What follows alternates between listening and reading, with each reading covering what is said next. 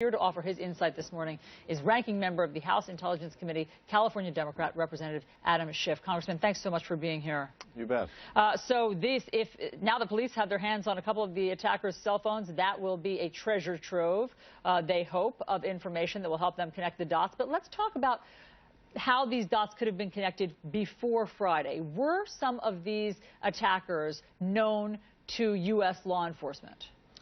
Some of these people were known to the U.S. intelligence community. Some of these folks were known to French authorities as well. And this is part of the challenge.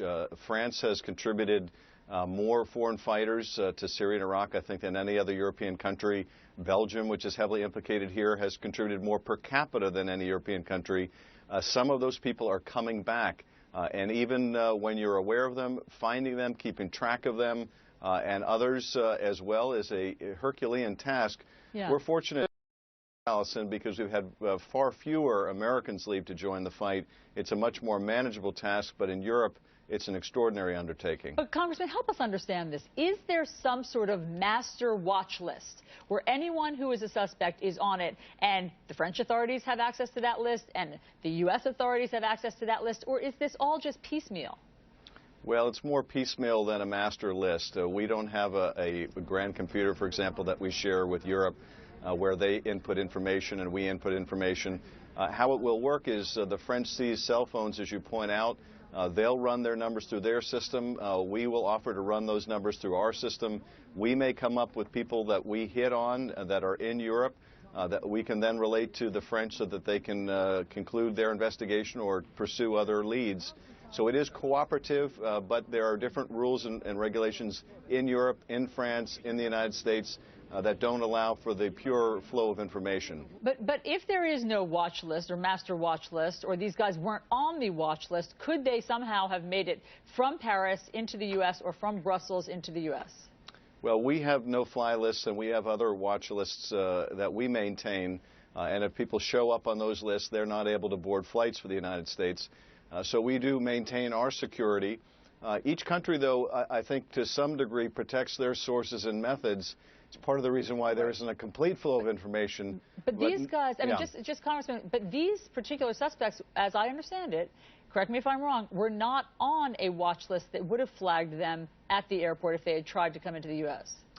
Alisyn, I don't think that's accurate. I can't go into the very specifics of it, but I don't think that's correct. Okay.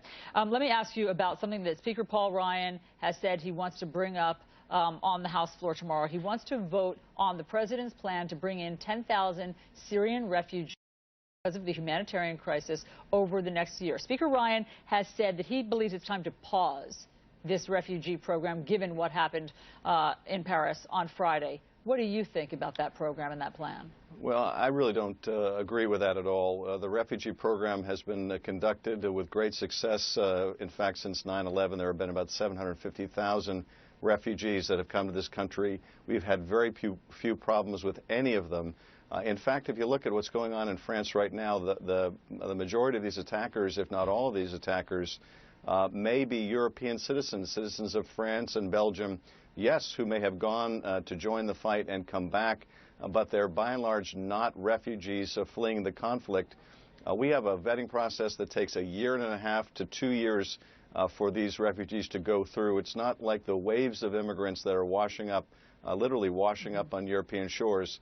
So a very different situation here, yes. And I wouldn't want to see us overreact because, frankly, it's in the proudest traditions of this country, while maintaining our safety first, to also be a compassionate place that gives refuge to people fleeing persecution. But of course, but we have learned that one of the suspects had managed to somehow infiltrate a refugee population. Are you certain that that person would not have been able to make it in with refugee status into the U.S.?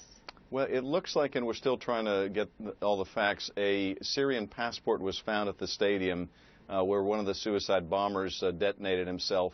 That may be a false passport, and this may not be a Syrian refugee at all. It may be a European who went to Syria and came back using a fake passport and may have come through these waves of immigrants. But that's a very different situation than we have in our refugee program. Someone using a fake passport, first of all, we would determine it's a fake passport and they would not be let in. But also, we them, and if we couldn't determine exactly who they were, whether they matched the passport they had, they would not survive that 1.5 to 2 year vetting process. So no, that would not happen here. Okay, Congressman Adam Schiff, thanks so much for being on New Day and for all the information.